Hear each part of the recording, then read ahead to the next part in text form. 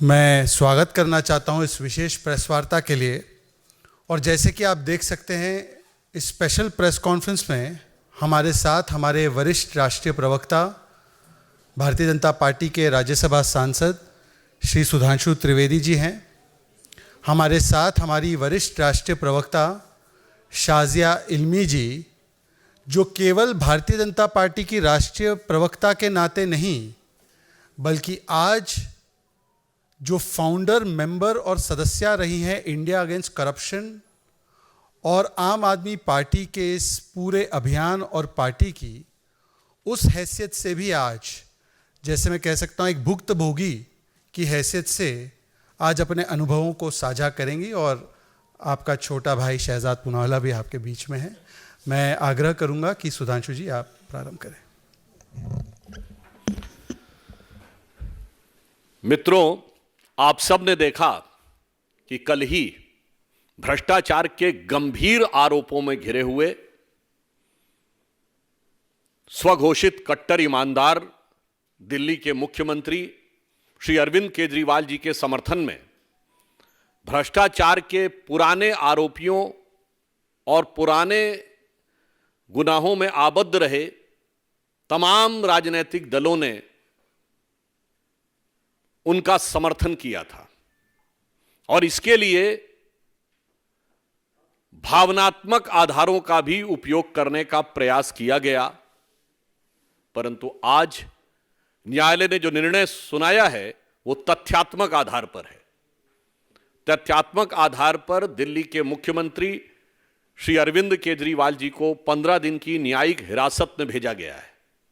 परंतु इस तथ्यात्मक आधार से बड़ा संवैधानिक और नैतिक प्रश्न खड़ा हो रहा है, क्योंकि वो हिरासत से सत्ता की सियासत करने वाले मुख्यमंत्री तो रह ही चुके थे और अब अभी तक उन्होंने जुडिशियल कस्टडी के बाद भी कोई उत्तर नहीं दिया है। इससे यह बहुत साफ हो जाता है कि सारा विपक्ष जिन आरोपी को बचाने के लिए प्रयास कर रहा था, न्यायालय की दृष्टि में वो गंभीर आरोप हैं। और जो लोग केवल बयानबाजी करने का प्रयास करते हैं, यह विषय सिर्फ एक कानून या नियम का नहीं है। निश्चित रूप से न्यायालय के समक्ष कुछ ऐसे तथ्य रहे होंगे जो ना आपके संज्ञान में है ना हमारे संज्ञान में है, जिनके आधार के ऊपर यह निर्णय लिया गया। अतः हमारे विपक्षी दल जो निरर्थक और अनर्गल बयानबाजी करते हैं, उन्हें इन गंभीर तथ्यों पर विचार करना चाहिए और न्यायालय ने अपना इस विषय पर अभिमत दे दिया है। Those who try to portray the bogey of victimhood, I would like to underline that today's judgment of the court is based on the concrete evidences for which neither we or now you or anybody else is privy to it. So it is the jurisprudence of the court which has decided to extend this judicial custody for 15 days. Now it raises certain moral and constitutional question. यहां पर मैं याद दिलाना चाहता हूं कि ये रामलीला मैदान में ही शाजिया जी, जिसके संस्थापक सदस्यों में रही, अन्ना जी उनके गुरु हुआ करते थे। और हिंदी में एक कहावत होती है, गुरु गुड़े रहे चेला शक्कर हुई गए। तो गुरु ने तो कहा था हम राजनीति में नहीं आएंगे, चेला राजनीति में आके मुख्यमंत्री भी हुए लिए। परंतु कल उन्होंने एक दूसरी रैली की जिसमें उनके गुरु बदल गए, गुरु लालू प्रसाद यादव जी हो गए। और मुझे प्रतीत होता है शायद उनके भी गुड़ के मुकाबले ये शक्कर होने की तरफ ना आगे बढ़ जाएं, क्योंकि लालू प्रसाद यादव जी ने तो कम से कम इस्तीफा दे दिया था जब वो जेल जाने लगे थे। अभी तक इन्होंने इस्तीफा नहीं दिया है। तो निश्चित रूप से यह दिखाई पड़ रहा है कि अपने गुरु की सारी शिक्षाओं को गुड़ गोबर करने का काम केजरीवाल जी ने आम आदमी पार्टी के अपने पूरे चाल, चिंतन, चेहरा, चरित्र में दिखा दिया है। चरित्र लोगों को समझ में आ ही गया था, चाल पहले ही गड़बड़ नजर आ रही थी, अब चेहरा भी बिल्कुल साफ हो गया है। अब मैं यह भी कहना चाहता हूं कि इस प्रकार की मीडिया में रिपोर्ट आई है कि केजरीवाल जी ने वहां नाम लिया है कि मुख्य आरोपी विजय नायर आतिशी और सौरभ भारद्वाज को रिपोर्ट करते थे। महोदय, अब मैं ये कहना चाहूंगा, ये तो समझना बड़ा मुश्किल है कि भाई शराब का घोटाला तो था, जिसको देखो वही आज यहां मदहोश है। अब यहां किसने है पी और किसने है पिलाई, ये तो समझना बड़ा मुश्किल हो रहा है भाई। लगता है सबने मिल बांट कर है पी और पिलाई। यह दर्शाता है, या जिसे हमने हिंदी में एक कहावत है ना, एक हु तो समझाइए आके, कूप ही में ही भांग पड़ी है। अर्थात एक व्यक्ति हो जो गलत रास्ते पे जा रहा हो, उसे आप सही रास्ते पे लाने का प्रयास कर सकते हो, नशे में हो, पर ऐसा लगता है कि कुएं में ही भांग पड़ी है, तो जिसने पिया वही नशे में है। यह गंभीर प्रश्न उठा रहा है। और अब इसके साथ यह भी बात बहुत साफ होती जा रही है कि केजरीवाल जी निरंतर ईडी के सामने आने से क्यों बच रहे थे। शायद उनको लग रहा हो, और उनके आम आदमी पार्टी के बाकी सदस्य जो बहुत ही उत्साह और उच्छृंखलता के साथ उनका बचाव करते नजर आ रहे थे, शायद वो इस संभावित खतरे से डर रहे थे कि मानो वो कह रहे हो कि केजरीवाल जी कह रहे हो, बैठा हूं दिल में इतने राज छुपाए, जरा सा होंठ हिले तो जाने कितनों का दिल डगमगाए। तो इसलिए हम यह बात स्पष्ट करना चाहते हैं कि शराब घोटाले को लेकर दिल्ली सरकार की स्थिति भ्रष्टाचार के आरोप में उत्तरोत्तर स्पष्ट होती चली जा रही है। न्यायालय के द्वारा यह निर्णय होने के बाद अब यह देखने का विषय होगा कि केजरीवाल जी इस्तीफा लेते हैं या अपने किसी दूसरे गुरु के नक्शे कदम पे चलते हुए देखना होगा कि वो नई राजनीति के स्वयंभू किरदार कोई नई राजनीति की तरफ बढ़ते हैं या पुरानी राजनीति को, जिसे कहते हैं ना old wine in a new bottle, तो पुरानी राजनीति को एक नए किरदार में प्रस्तुत करते हैं। धन्यवाद। अब शादिया जी आपको संबोधित करेंगे। साथियों नमस्कार, आदाब।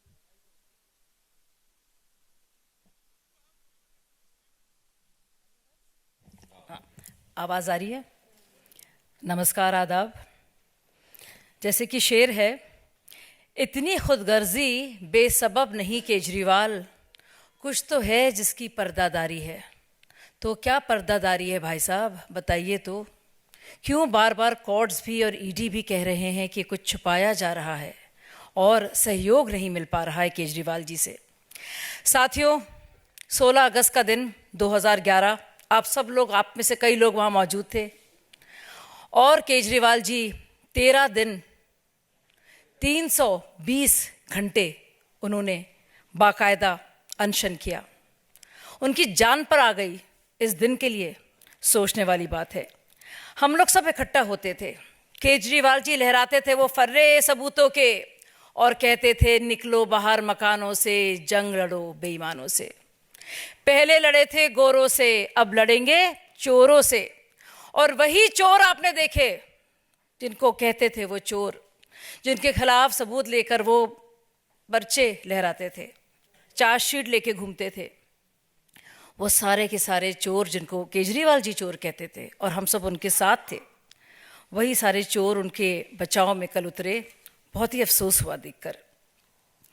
साथियों, आप लोग जानते हैं कि केजरीवाल जी ने अपने पुराने साथियों के साथ क्या कुछ किया। एक एक करके सबके साथ विश्वासघात किया। गुरु अन्ना जी के बारे में तो बताया ही सुधांशु भाई ने, लेकिन एक एक करके आपने देखा, चाहे वो योगेंद्र यादव हो, प्रशांत भूषण हो, सबसे पहले मैं इस से निकली, मयंक गांधी हो, और ऐसे बहुत सारे लोग बिछड़े सभी बारी बारी। ये तो बात है पुराने साथियों की, जिसमें एडमिरल रामदास जो कि अंदर के उनके लोकपाल थे, उनको भी बड़े बेआबरू होके कूचे से निकाला गया। अब साथी सोचे नए साथियों की बात करते हैं। सुनीता भाभी ने कहा था सबसे पहले कि ऐसे कुछ खुलासे हैं जो केजरीवाल जी कल कोर्ट में करेंगे। अब सोचने वाली बात है, अगर इतने पुख्ता सबूत और खुलासे थे तो भाई मनीष सिसोदिया तो 1 साल 2 महीने से जेल में सड़ रहे हैं, उनके पक्ष में क्यों नहीं किए? संजय सिंह उनके प्रिय साथी, उनके पक्ष में नहीं किए। और अब एक और बात जो पता चल रही है, सूत्रों के हवाले से नहीं, बाकायदा रिमांड कॉपी में भी इसका जिक्र है कि अब उनका बयान ये है कि आतिशी मरलीना जी, जो कभी मरलीना होती हैं, कभी आतिशी सिंह होती हैं, और सौरभ भारद्वाज जी बाकायदा वो रिपोर्ट करते थे विजय नायर को। विजय नायर कौन? वही मीडिया सलाहकार। कौन मीडिया सलाहकार? जिसने बाकायदा समीर महेंद्रू से फ़ोन करवाया था केजरीवाल जी को, जिसके बारे में केजरीवाल जी ने क्या कहा था? हाँ, ये मेरा ही लड़का है। सोचने वाली बात है साथियों। पुराने साथियों के साथ जो किया वो किया, अब नए साथियों का क्या हर्ष हो रहा है और क्या हशर होने वाला है, आपको बहुत जल्दी पता चल जाएगा। धन्यवाद। बहुत बहुत धन्यवाद। देखिए, आज लूट, झूठ और शूट और स्कूट को एक बार फिर से करारा जवाब मिला है, और सवाल इस मंच से एक ही है कि दिल्ली वासी तो कह रहे हैं कि दिल्ली की क्या हालत हो गई भगवान, कितना बदल गया है इंसान। इसी रामलीला में मैदान में हमने प्रत्यक्ष देखा है कि किस प्रकार से सियासी धर्मांतरण इतने छोटे अवधि में किसी का अगर हुआ है तो स्वराज से शराब तक, अन्ना से लालू तक, झाड़ू से दारू तक, और इस्तीफा मांगने वालों से इस्तीफा नहीं दूंगा तक। आज इस्तीफा कब सौंपेंगे अरविंद केजरीवाल? क्योंकि यही थे ना Arvind Kejriwal, constitutional legal position छोड़ दीजिए, मोरालिटी के आधार पर किसी पर आरोप लगता था, केवल आरोप लगता था, तो इसी रामलीला मैदान में जहां पर शाजिया जी हुआ करती थी, वहां पर ये लोग रोज नारे लगाते थे कि भाई अगर इस्तीफा देना है तो अभी दे दीजिए एक्यूजेशन लगने पर। For more such videos, subscribe to the NewsX YouTube channel, hit the bell icon.